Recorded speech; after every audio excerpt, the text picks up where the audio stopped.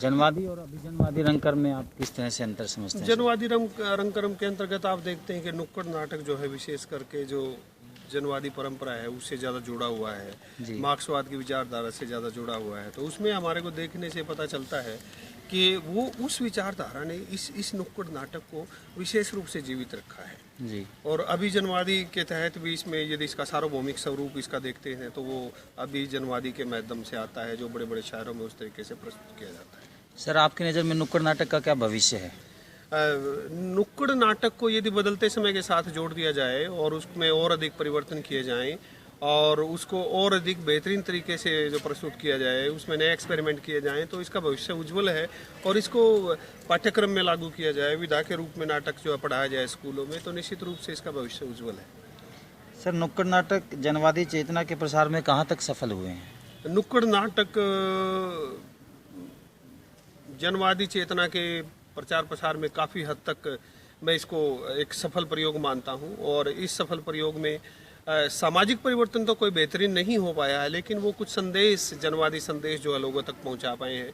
लेकिन इसे आवश्यकता है आंदोलन बनाने की, क्रांति बनाने की, ताकि पूरा देश जगे और फिर से मतलब समभाव सम दृष्टिकोण के अनुसार लोग काम करें। सर, जो हमारा लोक नाट्य परंपरा है, हरियाणा का सांग है, रागणी है, तो क्या इनसे भी कोई रिलेशन है? मतलब नुक्कड़ नाटक का क्या वो लोग प्रयोग करते हैं इनके कुछ एलिमेंट्स? नहीं, कुछ अभी कुछ प्रयोग होने लगे हैं, कुछ एक दो प्रयास मैंने भी किए हैं इस तरह के। हमारा जो DYCA विभाग है वो भी इस तरह के प्रयास करने के लिए जुटा है। अभी गीता जयंती में हमने एक छोटा सा प्रयास किया, एक नुक्कड़ नाटक है, जैसे भ्रूण हत्या पर हमने नुक्कड़ नाटक किया और हरियाणवी संस्कृति को लेकर के जो सामाजिक बुराइयां हैं हरियाणवी समाज में उसको लेकर के हमने नुक्कड़ नाटक जो है गीता जयंती समारोह पे करवाया। और इस तरह से हरियाणवी लोक कला को जोड़ करके यदि हरियाणा प्रवेश में जब हम कोई भी नुक्कड़ नाटक करते हैं और उसको हरियाणवी संस्कृति से जोड़ करके हरियाणवी लोक कला, हरियाणवी भाषा, हरियाणवी लोगों के लिए यदि इसको जोड़कर करते हैं तो उसका व्यापक असर होगा और वो ज्यादा लोगों तक पहुंचेगा। अंचल विशेष में, जिस भी अंचल विशेष में जो नुक्कड़ नाटक आयोजित होता है, यदि उस अंचल विशेष की संस्कृति को उसमें समाहित किया जाए तो निश्चित रूप से उसकी जो व्यापकता है और ज्यादा बढ़ेगी। जी सर, नुक्कड़ नाटक की शुरुआत से पहले उसके प्रचार का क्या तरीका होता होगा, या आप क्या समझते हैं कि कहीं अगर कोई मंडली लेकर जाते हैं तो उसका क्या प्रचार का तरीका रहता है? नहीं, उसमें प्रचार के अलग अलग तरीके हैं। आप रेडियो के माध्यम से भी उसका प्रचार कर सकते हो, आप अनाउंसमेंट से भी उसका प्रचार कर सकते हो, आप अखबार में खबर देकर भी कर सकते हो, इलेक्ट्रॉनिक मीडिया के माध्यम से भी कर सकते हो, विज्ञापन के माध्यम से भी कर सकते हो, आप डोर टू डोर जो कन्वेंसिंग करके वो भी जो कर सकते हो। तो ये अलग अलग तरीके के माध्यम है। आपको मतलब कौन सा माध्यम अच्छा लगता है, जो तरीका आपको अच्छा लगे आप उस तरीके से करते हैं। किसी संस्था का सहारा लेकर के आप उसे मतलब पब्लिश कर सकते हो या हाईलाइट कर सकते हो। सर, नाटक करने से पहले या उसकी प्रस्तुति से पहले पूर्वाभ्यास या रिहर्सल हम कहें तो एक जरूरी प्रक्रिया होती है, लेकिन कहा जाता है कि नुक्कड़ नाटकों में रिहर्सल की ज़्यादा जरूरत नहीं होती। क्या आप भी ऐसा मानते हैं? नहीं, मैं ऐसा नहीं मानता। मैं ये चाहता हूँ जब तक परफेक्शन किसी भी विधा में नहीं होती तब तक आपका जो प्रभाव है वो अच्छा नहीं पड़ता। इसलिए रिहर्सल बहुत ज़्यादा ज़रूरी है, क्योंकि ये नुक्कड़ नाटक अभी ऐसे दौर में नहीं है कि ये अपने शुरुआती दौर में ही चल रहा है। अभी उस मुकाम पर नहीं पहुंचा है कि नुक्कड़ नाटक मात्र सुनने से ही भीड़ इकट्ठी हो जाए। इसलिए आवश्यकता है इसकी नुक्कड़ नाटक की जो इमेज है, जो विधा है, उसको और ज़्यादा ऊंचा उठाने के लिए सभी को रिहर्सल करनी चाहिए और इससे नुक्कड़ नाटक की जो विधा है उसको वो ज़्यादा सशक्त होगी। अन्यथा क्या होगा, बिना रिहर्सल के यदि हम नुक्कड़ नाटक करेंगे तो एक एक्सपेरिमेंटल हो जाएगा और उसमें कोई ज़्यादा प्रभाव नहीं पड़ेगा और आने वाले दिनों में इसके नेगेटिव या नकारात्मक प्रभाव जो पड़ेंगे। और ये भी डर लगता है कहीं न कहीं ये विधा कहीं लुप्त ना हो जाए। जी, मतलब रिहर्सल भी जरूरी है बहुत ज़्यादा के लिए भी। बहुत ज़्यादा। सर, नुक्कड़ नाटक को आप प्रचार मानते हैं या कोई कला है या फिर रोजी रोटी का कोई जरिया है या फिर कुछ और आप समझते हैं? ये तीनों है। ये प्रचार का माध्यम भी है और ये नाटक की नवीन विधा है और ये एक कला भी है, क्योंकि इसमें कलाकार इसमें काम करते हैं। तीनों विधाओं का एक संगम है। तीनों विधाओं के माध्यम से, तीनों चीज़ों के माध्यम से एक ऐसा संगम है जो नुक्कड़ नाटक के माध्यम से हम अपनी समस्या को उठाते हैं तो उसका व्यापक असर देखने को मिलता है। सर, आज तक जो नुक्कड़ नाटक लिखे गए उसका एक खास उद्देश्य था जन चेतना जागृत करना, लोगों को नई व्यवस्था के लिए संगठित करना। आज की स्थिति में क्या कोई इस तरह का विजन हमारे सामने है? नहीं, विजन तो वही चल रहा है, लेकिन मैं ये चाहता हूँ इसको केवल एक विचारधारा से जोड़ करके हमें नहीं देखना चाहिए। हमें हमारा व्यापक दृष्टिकोण होना चाहिए। जब तक हमें इसे सामाजिक समस्याओं से, सामाजिक सरोकारों से जोड़ करके देखना चाहिए, क्योंकि समाज में रहने वाले व्यक्तियों की समस्याएं बहुत ज़्यादा है, वो सभी की है, चाहे उसमें जनवादी है चाहे कोई और। जब तक हम इनको सामाजिक सरोकारों से नहीं जोड़ेंगे तब तब तक यह समाज में व्यापक स्थान इसको नहीं मिल पाएगा और आवश्यकता है इसको जनसंघ से या मतलब विचारधारा विशेष से करके इस विधा को जो पुनर्जीवित करने की, ताकि विचारधारा एक से जुड़ी रही तो आने वाले दिनों में डर है ये कहीं खत्म हो। जी सर, नुक्कड़ नाटक में इम्प्रोवाइजेशन की स्थिति को आप क्या लाभदायक मानते हैं? बिल्कुल, समय के साथ जो चीज़ बदलती रहती है वो विकसित होती है और जो चीज़ समय के साथ नहीं चलती वो सूखी टहनियाँ होकर के टूट जाती हैं वृक्ष के पत्तों की तरह। जी सर, नुक्कड़ नाटक की जो मंडली तैयार करते हैं वो प्रस्तुति कितने दिन में तैयार करने लायक हो जाती है आपकी नज़र में? नहीं, नुक्कड़ नाटक देखने में छोटे लगे घाव करे गंभीर वाली स्थिति है, ये छोटा होता है जी। और इसके संवाद बहुत बेहतरीन होते हैं जी। और इसमें हालांकि जो कई बार माइक का भी प्रयोग, मतलब कई बार का माइक का प्रयोग इसमें लोग करते ही नहीं है, क्योंकि कलाकार का सीधा प्रत्यक्ष जो है रूबरू बिल्कुल जैसे स्ट्रीट में गली में जो प्रभाव होता है, कलाकार कितना अच्छा कितना बेहतरीन अपने आप को प्रस्तुत करता है और उसके संवाद कितने बेहतरीन है, कितनी चुटीले हैं, कितने नुकीले हैं और कितनी बेहतरीन तरीके से प्रस्तुत किया गया है, ये बहुत ज़्यादा डिपेंड होता है उसका और उसकी पूरी तैयारी जो की जानी चाहिए और बहुत सीमित शब्दों में बहुत ज़्यादा कुछ कहना होता है।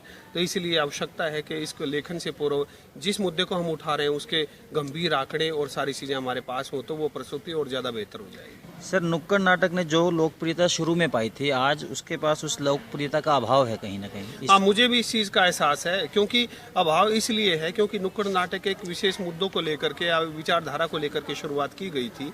वो विचारधारा आज खंडित हो गई है भारत में, क्योंकि जिस समय वो शुरुआत हुई थी उसमें वो विचारधारा परिपक्व हो रही थी, ऐसी मान्यता थी। लेकिन वर्तमान दौर में 1980 के बाद 1990 के बाद जो वैश्वीकरण का दौर आया है उसमें वो विचारधारा पीछे छूट गई है और वसुधैव कुटुंबकम की जो धारा है या मतलब ग्लोबलाइजेशन की जो विचारधारा है वो आगे आ गई है। उस समय के अनुसार आवश्यकता है कि इसमें भी इस तरह के परिवर्तन हो तो निश्चित रूप से समय के साथ चल पाएंगे, अन्यथा ये विधा खत्म हो जाएगी यदि समय के साथ हमने इसमें कोई परिवर्तन नहीं किया तो। सर, आपके विचार में नुक्कड़ नाटक लेखन सामूहिक कला है या फिर व्यक्तिगत? ये व्यक्तिगत कला भी है और सामूहिक कला भी है। यदि 4 आदमी मिलकर के इसे लिखते हैं तो बेहतरीन प्रस्तुति होगी और यदि व्यक्ति विशेष जो दक्ष है नाटक लेखन में वो भी लिखता है तो वो भी बेहतर लिख सकता है। सर, नुक्कड़ नाटकों को आलोचनात्मक रूप से देखते हुए आपके सामने उसकी क्या कमियां उजागर होती है? नुक्कड़ नाटक एक विचारधारा से जुड़ करके रह गया है, मेरी ये सोच है। उस विचारधारा से ऊपर उठ करके इसको सामाजिक सरोकारों से जोड़ा जाना चाहिए, सामाजिक बुराइयों से जोड़ा जाना चाहिए और ये केवल जनवादी विचारधारा या उसकी सीमा है उससे बाहर निकल करके यदि व्यापक सामाजिक समस्याओं से जोड़ेंगे तो ये विचारधारा से बाहर निकलेगा और इसका जीवन और अधिक लंबा होगा और ये और अधिक इसका भविष्य भी उज्जवल होगा।